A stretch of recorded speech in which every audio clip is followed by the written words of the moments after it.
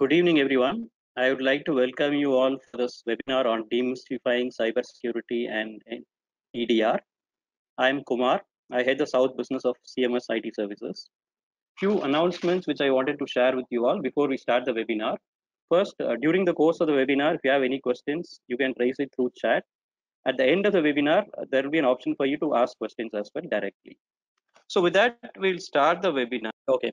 So we're all in 2020. Right?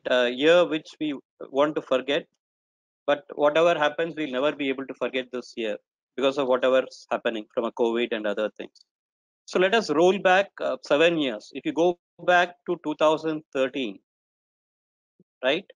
So 2013 is the year where there was an analysis which was done, and it says that the amount of money lost due to cyber was estimated to be $338 billion globally. Right? And it was also mentioned that the amount of money loss or the form of money loss has been the highest due to cyber. Now, let us fast forward to 2021, which is 1 year from now.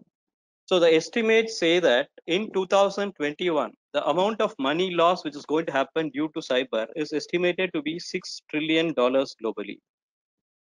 What does it show? It shows that the amount of money lost due to cyber is increasing approximately 18 times in a span of 8 years. And this estimate is before COVID. Now, with COVID, these numbers are going to go up significantly. Just to get a number perspective, if I were to compare this number of $6 trillion, whatever is going to be the money loss on account of cyber, with, say, IT spend globally. Globally, IT spend for this year is estimated to be $3.5 trillion. And similarly, if you look at India's GDP for this year, it is estimated to be around $2.95 trillion. So what does it mean? It means that cyber is not just impacting your IT or something, it is impacting everything in your business. So cyber is going to eat up into your business unless you have a clear game plan. And for that game plan to be available, you need to have somebody who is a partner who understands your business, not just IT or not just cyber.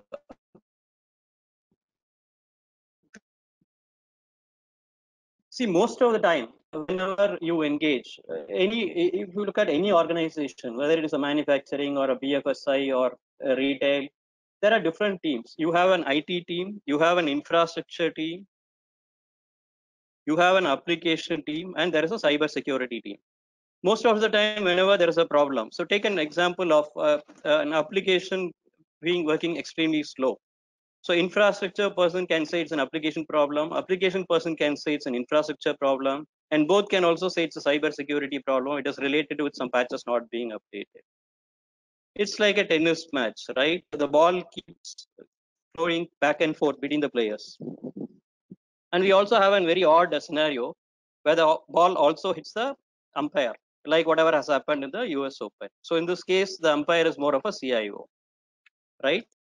So how is this happening? The reason is there are teams which are different. There are partners who are handling one part of the portfolio. There are partners who are handling some other part of the portfolio, but nobody who's managing the complete show end to end.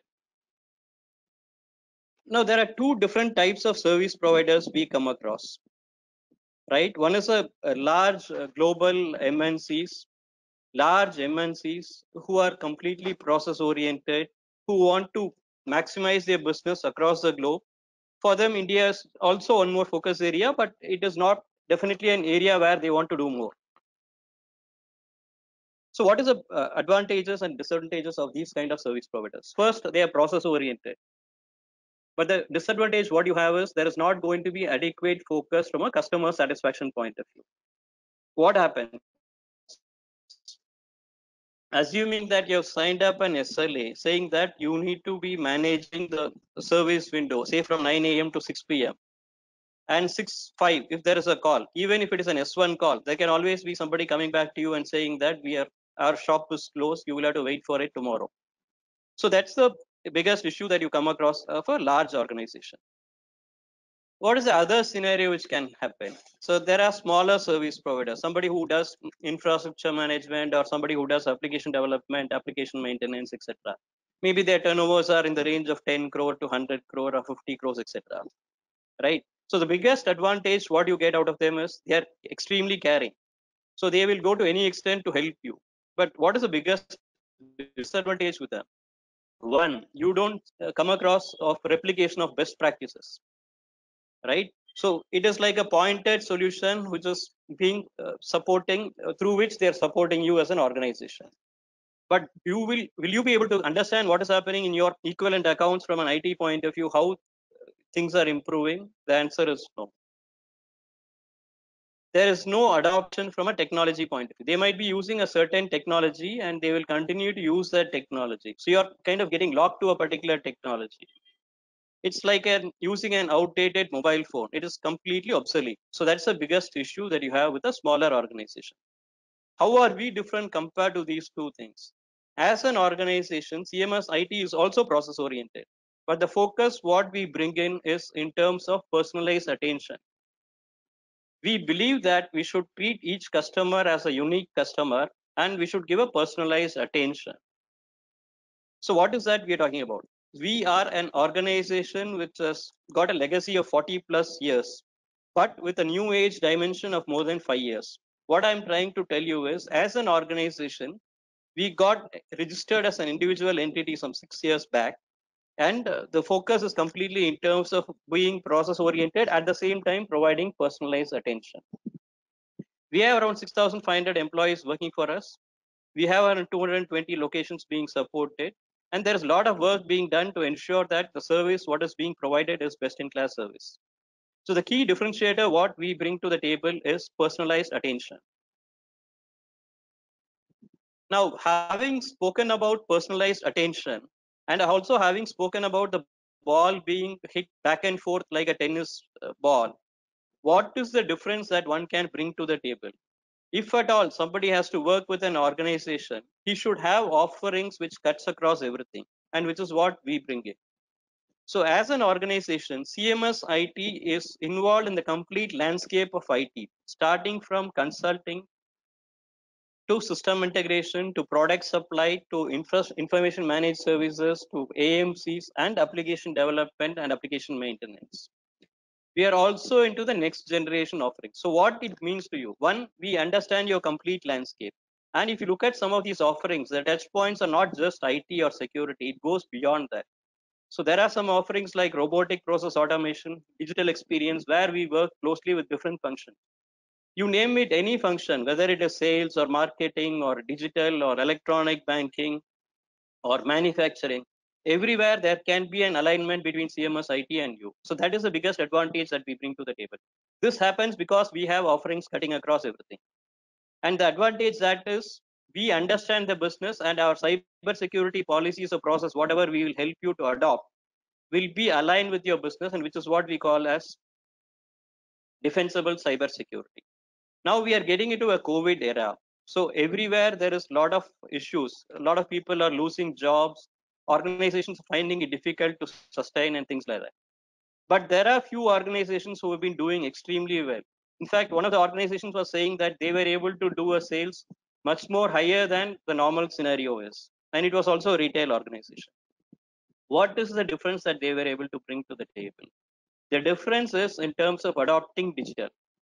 So here is a scenario where you need to go through the digital wave, right? Make your websites, make it digital, ensure that you use digital to the complete full. Because we are seeing a lot of people working from home, a lot of people ordering from home. So everything is going to go in a digital way. And what is that we will be able to bring to the table? So before that, a small glimpse in terms of what is that we have as a credentials. We have been supporting around 5 million incident service requests. We are managing 100,000 network devices. We are managing more than 25,000 links, more than 10,000 plus databases. Just a small glimpse so that you understand where we stand. Now coming to the digital experience. Once you adopt a digital experience, your way of thinking and the way of go to market is going to completely change. What we bring to the table is we can give you a platform which can be used for B2C, B2B as well as B2E. In the sense, one platform, on top of it, you can build your external website, you can build your intranet portal, as well as you can use for your employees.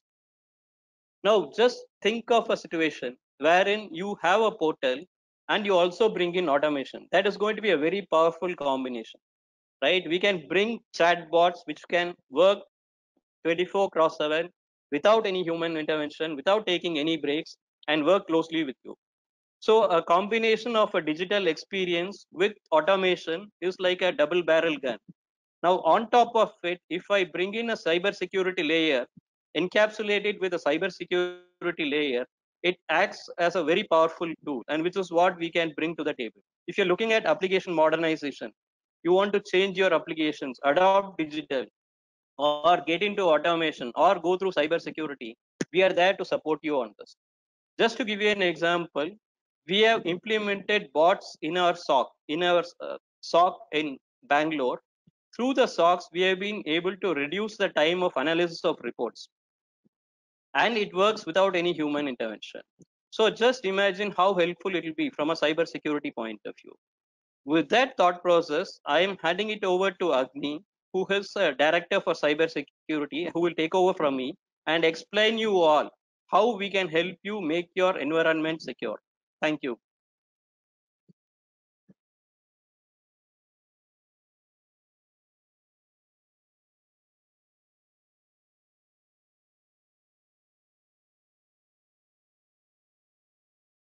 Hi, my name is Agni, and Tom, are you able to see my desk? Yes, Agni.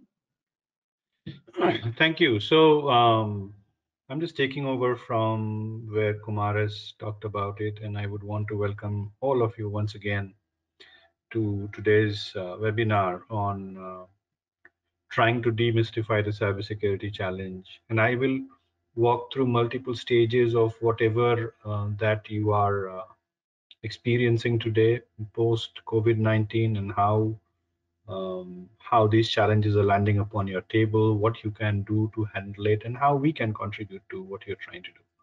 So, without much further ado, let me jump right in.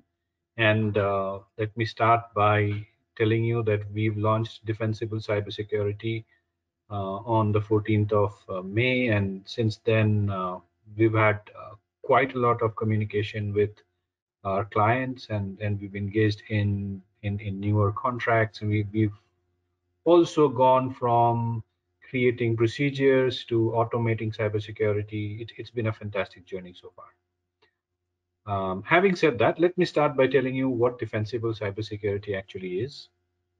As you can see at the footnote, this is based upon the SIPA paper on building a defensible cyberspace. And the idea is to make sure that you are able to address change as you go about your journey of meandering through multiple challenges that happen due to change that is either planned or unplanned. Now, defensible cybersecurity is something that our clients have come back to us and said that because of the focus on change, people have been able to uh, able to address the challenges that are landing on their desks on every day. Defensible cybersecurity can be characterized by 5 program principles and 5 design principles. Basically, what it means is that the guiding factor for defensible cybersecurity will always continue to be business intent and risks that an organization perceives, and how they want to handle those risks. The Once that is understood, then the focus moves upon stabilizing the cybersecurity program, because I'm sure most of you already have some form of cybersecurity in place. The question is not that. The question is to focus upon change and to make sure that you are able to handle, you're able to adapt to change. One of the things that you will find in the industry is that people talk about protection, and once the protection is in place, then it begins to wither, because you're not focusing on the ability to respond, withstand, and then recover from cybersecurity incidents. Now, having said that, the way that we have to do this is that we need to make sure that we bring in some level of standardization. You don't need to follow particular standards, but you still need to standardize, because that will help you to make cybersecurity programs repeatable, comparable, and predictable. But the most important factor amongst all this is reducing the technology footprint that has happened over time.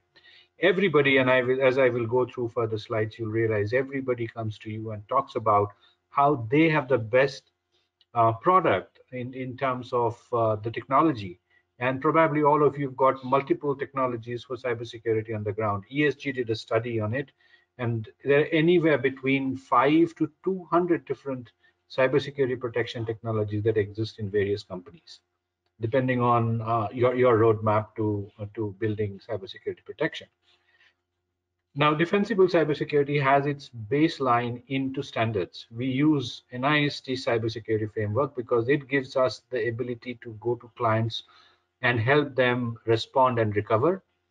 The strategies that we develop are based upon the cyber kill chain, because cyber kill chain is currently the only one standard that tells you how an attacker attacks. How do they do recon? When do they weaponize? When do they do infiltration? How do they set up command and control? And all this is manifested into techniques that we use from MITRE ATT&CK. Now, we do use controls, as you understand that there can be no cybersecurity program without controls. And we've been able to, we actually map the controls to CIS top 20, and then map it back to ISO 27002 and to NIST cybersecurity framework. That way, we can build in governance that can come from 27001. And I'm talking about clauses 4 to 10, and not so much about 27002, which is Annexure A of that standard. Now, a lot about high-level stuff. Let's figure out how to get this on the ground. So the first thing is to determine the business context. So we are now heading into a situation that calls for new normal. Establish what is new normal. Is it that in the new way of working, you would have more people working from home? You need physical security that is voice activated. You would need proximity centers. All these factors form the context of the new business, the attitude towards risk, and how would you like to handle change? Would you like to handle it immediately? Would you want to plan for it? Would you want to review risks and issues and understand which are systemic and which are not? This whole thing is the business context. Once the business context is known, then it is important to understand how data and applications talk to each other and work with each other, so that certain amount of defensibility can be set up. If you remember the earlier slide, we were talking about defensible cyberspaces. So the moment this is known, the business context is known, and the traffic flows and dependencies are known, it is then important to set up a protect surface where you set up defensible cyberspaces that are based upon change. And it is not based only upon the locations or upon how an organization is structured. It is based upon quantum of change, because then the reality is that you have less number of people who are qualified to handle cybersecurity. And in that case, if you split your enterprise into multiple islands where you have varying degree of change that affect it. For example, if you think about HR and administration, they don't probably change every now and then. They probably change once a year, once in 2 years. So if you're able to secure that element and keep it on your radar, and that radar tells you that you have built, that everything is green, then you establish a detect model. Once the detect model is available, you need to plan for response. And planning for response has to be connected to what you wanted to protect. However, if you are able to do protect, detect, and respond, then you basically enter into a defensible cybersecurity program. And the next steps are fairly easy: exercise, monitor, and keep continuously improving. Now, it's no surprise that because we follow this program, our entire portfolio is structured into protect, detect, and respond. I will touch upon some of these as I go through my slides, but the whole idea is to be able to reach out to our clients and help them protect their infrastructure, detect deviations, events, and incidents and breaches, and then respond to the breaches or to the threats in a structured and streamlined manner. So let's see what really happened. All this while we were talking about digital transformation, and many people said, okay, it's quite far off. Some people decided to adopt it, and then they got hit by COVID-19. So what did COVID-19 tell us? One, economy will take a hit. We are realizing that countries are recovering and people are coming back to business, but it's no longer the same thing. You can't just walk into uh, a bus which has got full of people with you know people standing very close to each other. But the most important factor, we now know that we can work remotely. It is possible. We've established mechanisms and capabilities to work remotely. Good, bad, or ugly, some have succeeded, some have not succeeded so much, but it is a fact that we have far more people working remotely today than there were before COVID-19. However, as I tell many of my colleagues, the next transformation actually has to happen with HR, because it's just like in office. You go to office, you open your mail, you read through that, you do some work, and then you take a coffee break. Do you do that at home? Probably not, but that's the culture that needs to come in. People need to understand that working from home needs to be like working from office, and it needs to give people time to work independently, to be productive. At the same time, it needs to give people time to work together, to be collaborative. And in all this, because people are not working from offices, endpoints need to be protected. They need to be secure enough to connect into the enterprise, and they need to be secure enough to go and access systems and facilities that are beyond the enterprise.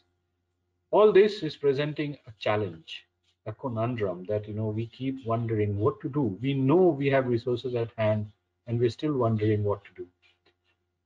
And this is not only because the cybersecurity threats continue to evolve and people are smarter, but on the other side, penalties are increasing increasingly in laws. GDPR was an example. Once the PDPA comes in, that will be another example. And then there is one more law that's about to happen in India, which is called as non-personal data, and that is going to be another challenge. So laws and regulations will continue to be stricter. Sharing data, sharing information, going digital um, is going to be not so simple anymore. And and more people are going to connect into the enterprise from outside. As we have seen today, I don't know if you've experienced it, but many VPNs are under stress. Attackers have moved into the endpoint, and they're also attacking the VPN. Internal users, people who are within the organization, will use and exploit more and more services on the cloud, because cloud adoption is going to be much higher. In fact, today there are enterprises which are born in the cloud. Amongst all these things, and one more thing that we saw during the disruption during COVID-19 is that once everybody found that they were not so much prepared. I mean, some people were prepared, but most of us were unprepared. When we were unprepared, we tried to find laptops for people to work from home. And when that didn't work, then people got into bring your own device. I mean, they allowed any device to work on the network. And so BYOD is unavoidable. It will come. And if you're not using it already, desktops on the cloud will be a reality soon. So where does that leave cybersecurity? Skills and competencies are scarce. And like I mentioned, if you follow defensible cybersecurity, then probably you have taken one step towards what is going to happen. These are some examples of what is happening, and I'm just trying to make a point as I show you these examples of how cyber attacks are on the rise. Uh, and it is becoming more and more complex, and there is far more collaboration between attackers than probably between us organizations. And I wish it was easy for all of us to share information. If we have done something good, of course, some initiatives have been taken. There are some platforms where people share what they have done and how they can help each other, but that's very important. Look at this, for example. Maze is a malware. Maze is a ransomware, actually, and today they are distributing it through phishing attacks. EasyJet was actually something where it's still not known how the attack happened, but a lot of data was lost. Credit cards were lost. EasyJet is facing a legal claim today by thousands of end users. This is a different kind of attack. This is a attack where it's called cyber physical because it is brought in through USBs. If you've heard about Stuxnet, another attack that came in through USBs and malware was set up to shut down generators. And most enterprises in energy defense and government, not only throughout Asia but across the world, are now taking more and more steps to find areas that can be exploited and protect them. This is what happened in India, right? Clop ransomware, which is very similar to Maze, and it went in and there was a breach, and there is a problem that people are still trying to recover. This is not all. There are other attacks which most of you are probably aware about what is happening across the world. So it's absolutely essential that enterprises plan for building resilience, and you need to have a plan that you can exercise, and once when it is needed you can respond, and the plan must include capabilities to not only respond but also to withstand and recover. I'm going back to my point: adopt defensible cybersecurity. Let me start by telling you how the protect portfolio works. So whether you are a valid user or a perpetrator, in order to access information or data, there are multiple points of control that we can build protection in. And all these points of control will have multiple solutions. And whether they're on-prem, where you can have identity management, you can have endpoint, you can have edge protection and compute at the data centers, applications that work, or you could have it in the cloud. I mean, applications in the cloud are called as workloads, right? Compute is called as containers. It should be possible to configure on and figure out how S3 buckets can be made more secure. But at the end of the day, if you notice, it is data at rest and data in use, which needs to be protected, and all these points of control in between them. There's another factor, and that factor is it's not enough to build protection. It is also important to build oversight and incident response capabilities. And now the new thing is, as people have gone out and become and put up endpoints where you don't know, the bigger challenge that our customers are facing is not that they're trying to build security, but they're saying that even after this, after I put security, I put encryption, I put all these things, how do I know that the person on the other end of the wire is the person who the other end of the wire should be? Now, for this, what happens is, whether you are on premises, I mean, when you are on premises, you translate physical trust into digital trust. But on the cloud, you need to bring in a concept of zero trust, which means you'll trust only after verification. So there is a trust enforcement point you need to put up, and that trust enforcement point will left off the compute, verify identity endpoint and authentication, and on the right of the compute, make sure that the verified identity is enforced into applications and storage and data and access to data. The logos that you see, we work with all of them, and we are happy to tell you that we've had successful relationships with all these guys, and they are able to bring in all the elements of protection at each of the points of control that I showed you, including detection. Now, to understand detect, let's understand that there is a path of least resistance that we had. So I'm just trying to recreate the situation that we had, right? So we had a secure office network, a secure data center, and that had a perimeter. And the perimeter is using cloud services, and then there are people who were working from anywhere. The initial idea was, if people are not able to work from office, they will work from anywhere. Or there are people who are traveling. But what happened after COVID-19 is that the secure office network actually went out, and this is where the load increased. So uh, what really happened is that the perpetrators found out that there is a path of least resistance now available, where they can attack the endpoints, they can throw up phishing communications, they can throw out other kinds of hacking mechanism, and make their attack successful. It is a truth that managing endpoints is a challenge. It's not the same thing, because the technology on the endpoints is continuously evolving.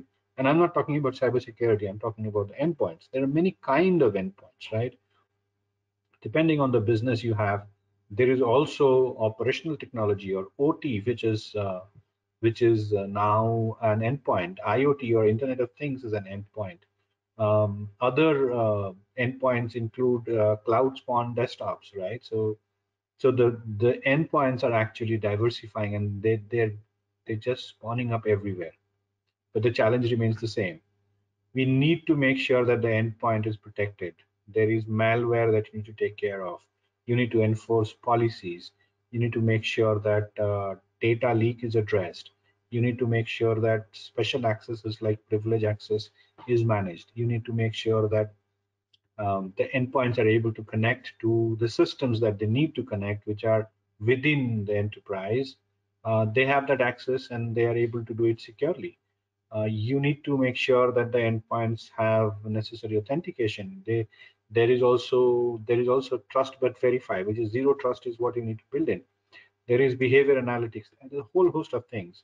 We are happy to tell you that whether you're on-prem or on the cloud, we are able to provide you solutions from all these partners so that you are not only able to address endpoint protection, but also use AI and ML to detect and respond to threats as enterprise builds capability. So I was researching about how enterprises are working on their challenges, and I realized that there is a Ponemon report that has recently come out in 2020 that talked about, and this is before COVID-19. So before COVID-19, the zero-day attacks continue to increase, and the cost of successful attacks have actually increased over a year on year.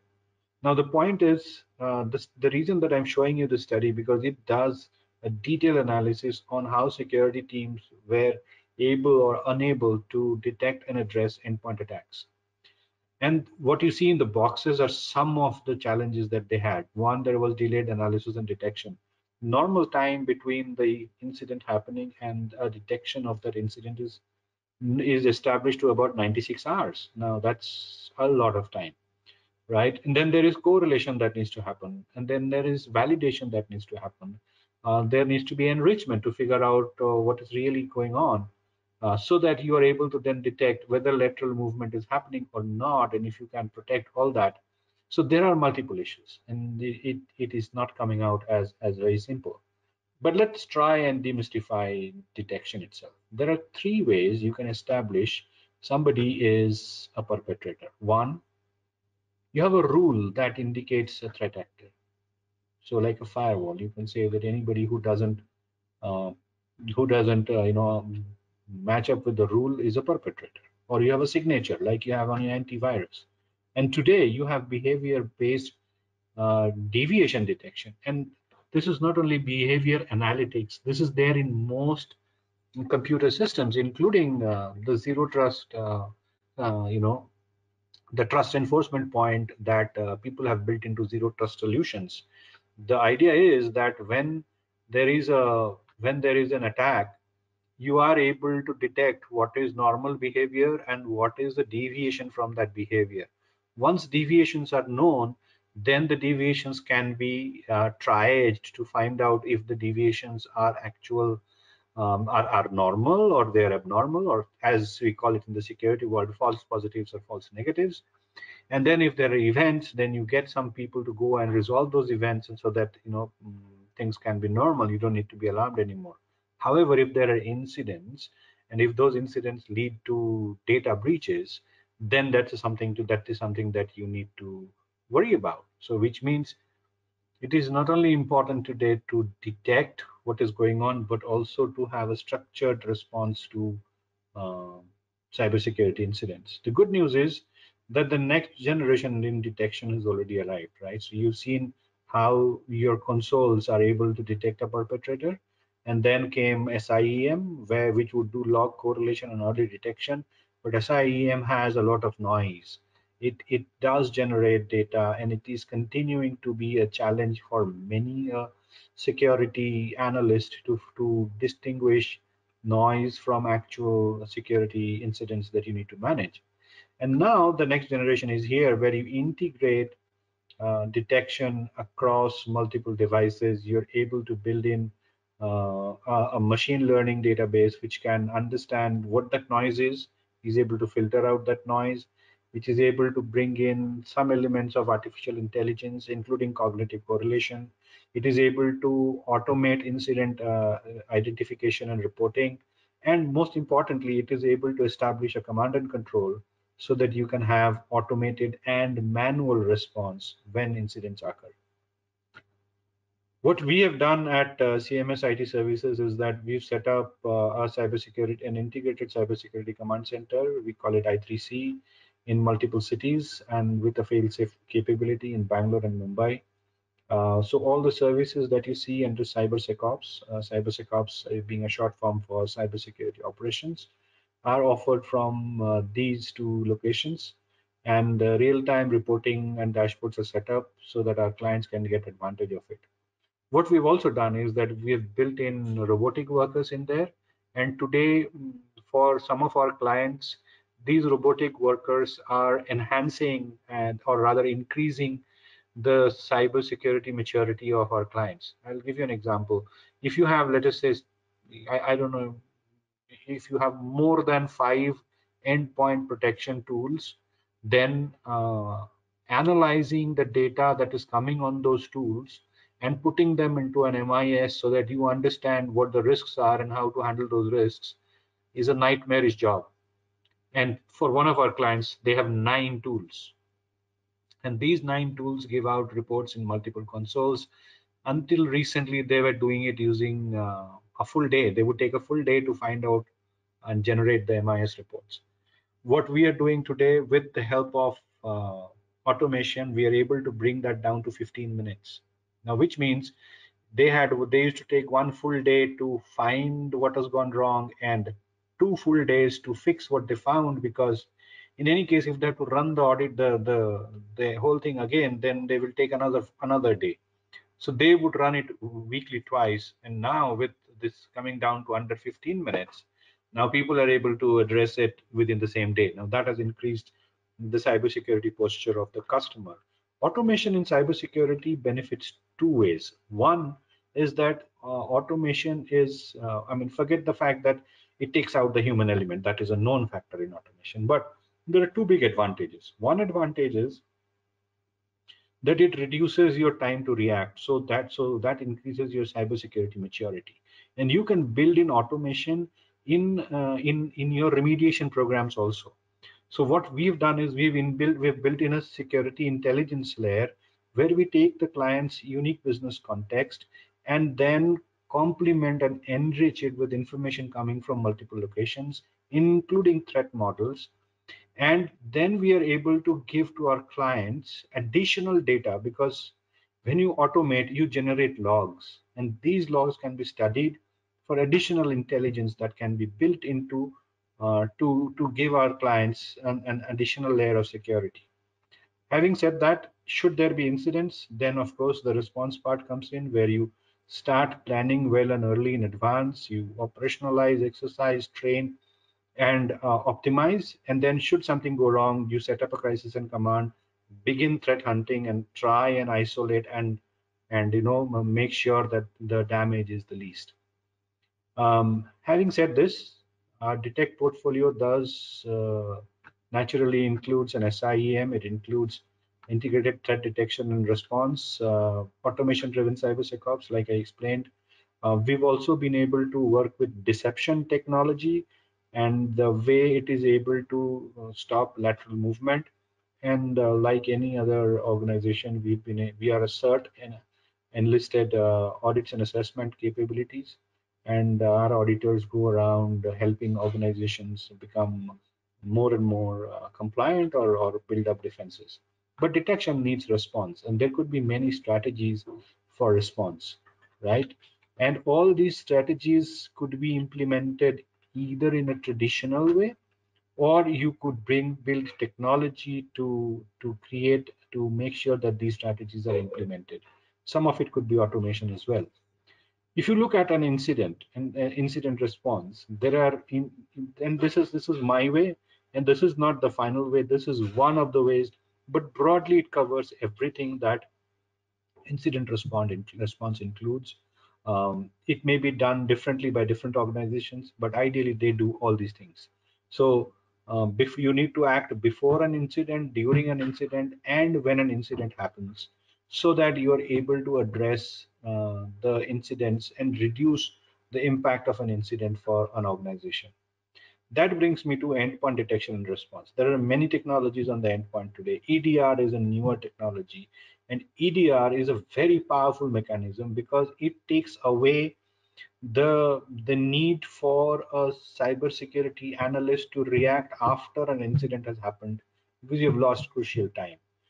It allows for endpoint for threats to be detected on the endpoint, and response also being done at the endpoint. And depending on how you've configured it, you could lead an endpoint to get out of your network and put your entire workforce, your entire security analyst workforce, to resolve that incident and bring that person back on, and thus preventing any more spread, lateral movement or whatever, into the other parts of the network.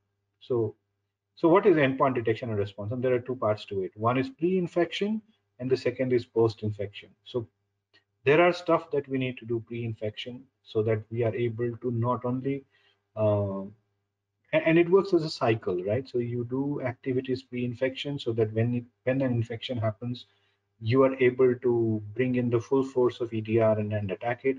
And EDR doesn't mean that there will be no human intervention. You can actually complement this with human interaction as well. In fact, that's what we do at the I3C that we've set up. And we are able to take all of these to our clients using multiple OEM partners that we have.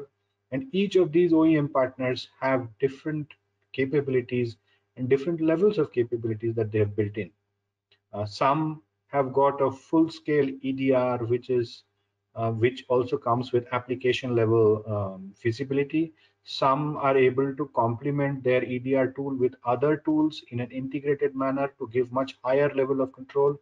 Some tools provide very integrated detection and response capabilities, not only on the endpoint but also on the enterprise. Some offer services from the cloud, which means tomorrow as you scale up, your scaling up is much faster.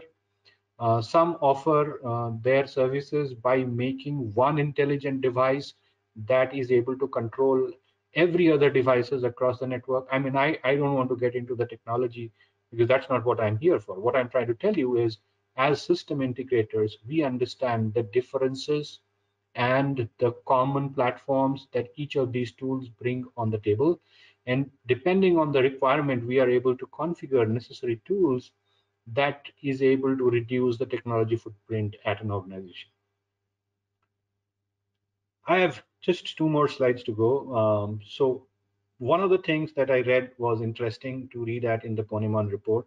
The reds are the ones that were that the Ponemon guys have reviewed this year, last year, and the blues are the ones that they reviewed this year. So people were asked, why do you use an EDR? And most people said that the reason that they use an EDR was to detect early signs of an attack. So you see, under compliance, it doesn't have a response, because that question was not asked the previous year. This year also, some people have talked about compliance. In fact, if you look at it, compliance is a good thing to do, but in terms of response, a compliance mechanism which requires complete control and no deviation from the laid down way of working needs to build in response. And that's what defensible cybersecurity brings on the table. But the other interesting question that people were asked is, why don't you have an EDR?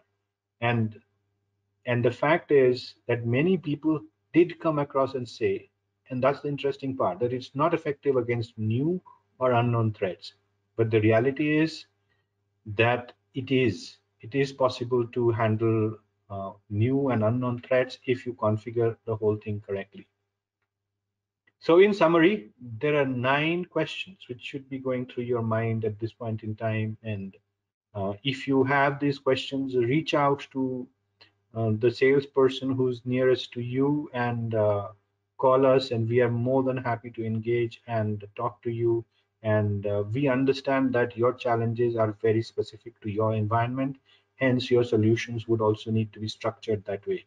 You can talk to the OEM first, but my experience says that when you talk to different OEMs, you're only getting a lot of data that leads to a lot of confusion. Who's better than the other? In our case, we work with multiple OEMs, and that's the benefit we bring on the table. We're able to stick together solutions that not only reduce the technology footprint, but are also able to uh, make sure that your cybersecurity program is aligned to your business needs. So I'm going to leave you here, and I'm hoping you've understood you've had your opinions about the slides that I have shown you. You are having your current challenges. You may be looking at a future procurement, but that's all from me, and I'm going to give it back to Tom for him to take it forward.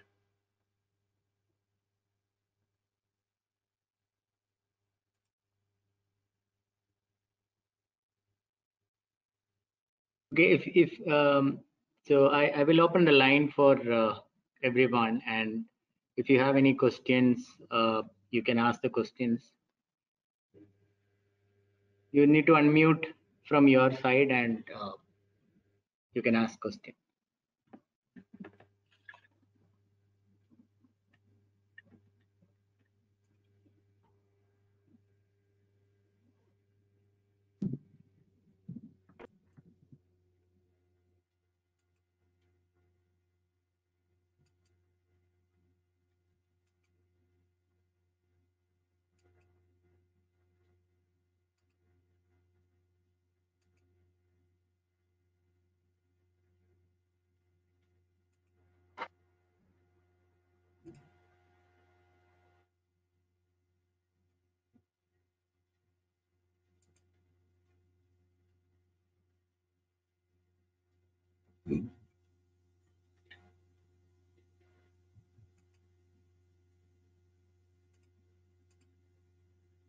No, sir. Excuse me. Hello. Yeah, we can hear. Sir, this is Ram from Information Security from Mando. You're calling from? My name is Ramachandran. Okay. Hi, So I am Ramachandran. Yes. Thanks. Okay. So can we share the your presentation first? What I would suggest is if you go to our website, or whatever I've just shown you is available on that website. Go to Yeah. Okay. CMS, go to CMS IT services, and let me show you. Yeah. Okay. So you already explained. So once we go through the entire slides, so we'll discuss with our team. Okay. Sure. Yes.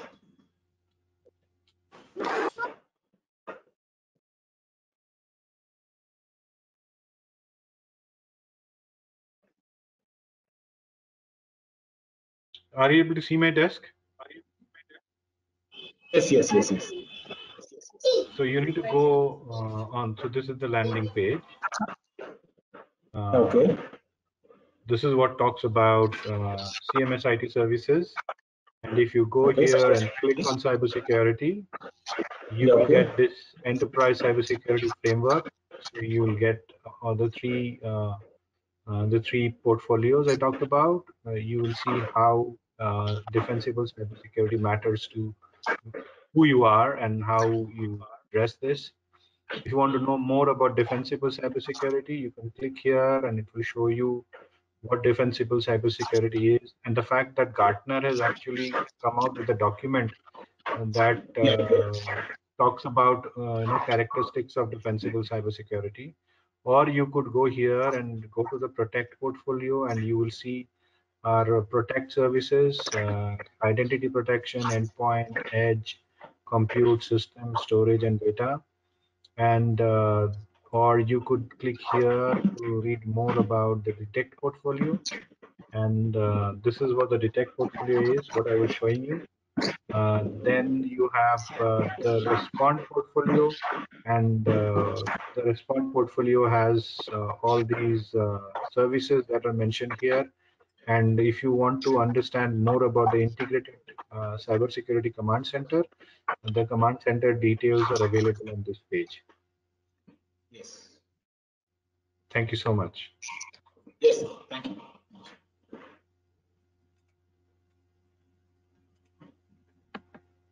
So any more questions?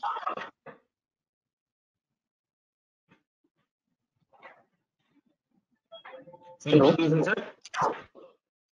Yeah, Hello. hi, I'm Rakesh here. Hello. Yeah. Yes, please. Yeah, so my question is, most of the employees are working from home, and there is a challenge to get their machines in compliance. So, Yes. what do you suggest? I mean, see, being as a SOC team, people are, the engineers are following with the employees to get their machine in compliance. But then, not 100% machines are coming into compliance, and then there will be so many follow-ups with the employees. Yes. So Yes. in that case, this is a real challenge. So in that case, what is your suggestion? So probably the companies can follow. So there are multiple things that you can do. Compliance has been a challenge before COVID-19 also. Reaching 100% compliance was a challenge, but it depends on how you look at rules. I am aware about one company, one of our clients. Their rule is very simple. If you are not compliant, then you will be locked out, and you need to become compliant by going to another screen. There's another website that they've set up, and you can go there and become compliant, and only then you'll be allowed back into the enterprise. So no connection to the enterprise or to the clients who are or to the partners unless the system is compliant. So that is one way of doing it. There could be other ways of doing it where you force compliance before somebody logs off, not after somebody logs off. So the moment somebody logs in, you push them into something like a waiting room. You can build that, and you can put people in a sandbox, clean them, make them compliant, and only then bring them online. So then you don't have to worry about compliance, because in any case, anybody who is coming into your enterprise will always be compliant. Does that make sense? Not 100%, but then yeah, I can suggest this to our Think security team. about it. Think about it. How, when you were measuring compliance, how were you measuring compliance? You were measuring compliance to systems that you had access to. Am I right? And today the challenge is, because these endpoints are spread across, you don't have access to them, so you can't measure compliance. So to you, it's a challenge.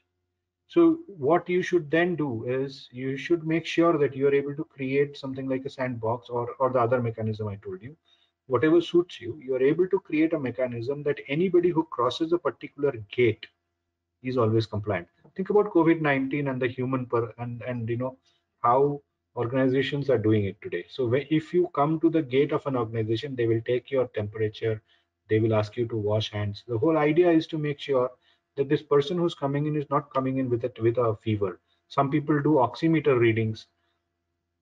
The purpose is very clear, that when somebody is outside the enterprise, you cannot make sure of that you'll reach 100% compliance. But what you can do is you can create a boundary and say, once you come inside the enterprise, we will measure and we will check, and only then we will allow you. Just a strategy. But do feel free to reach out to, which organization are you from? Feel free to reach out to our salesperson, and he will help you with more information. Sure. Which organization are you from, sir? Cadence. Cadence. Okay. Thank you. Agni, there is one more question in the chat window. Is your solution is UTM appliance based or a software based? It doesn't matter. You can do both UTM or appliance based or software based. It depends on what suits you. As I said, we work with multiple partners and we are extremely flexible. Our focus for designing solutions is not whether it should be UTM based or software based or virtual machine based. Our focus is to make sure that you have the ability to reduce the technology footprint. You have the ability to detect and manage and control and be able to respond to security threats when required. If that, if in that journey, if it makes sense to put in an appliance, so be it. If it makes sense to put a software, so be it. You want to put it on cloud, we have solutions that are available from the cloud and on the cloud. If you want solutions that will work on-prem, we've got solutions that are on-prem. I hope I answered your question. Whose question was that, Tom?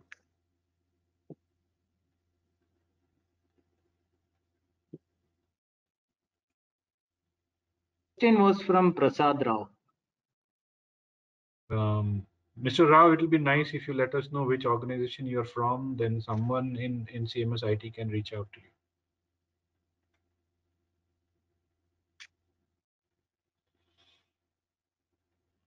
Okay, I think we are on the top of the hour. If there are no more questions, do you want to close the session?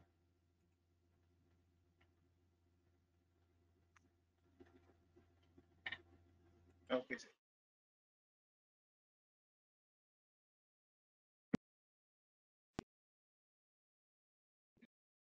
Agni, there is one more question, but not too sure if it is relevant. Whether this EDR will support Linux client machine.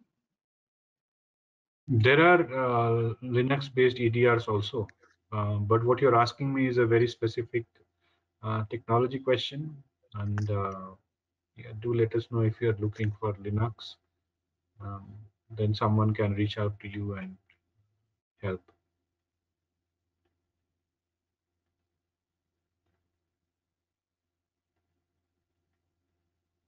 Okay, so I think we'll wind up. If anybody has any more questions, you can write to us. We'll connect with you offline and discuss. So Okay, thank you so much. Thank you for being part of this. Okay, thank you all. Bye. Thank you, everyone. Thanks a lot for joining this. It was great having you all.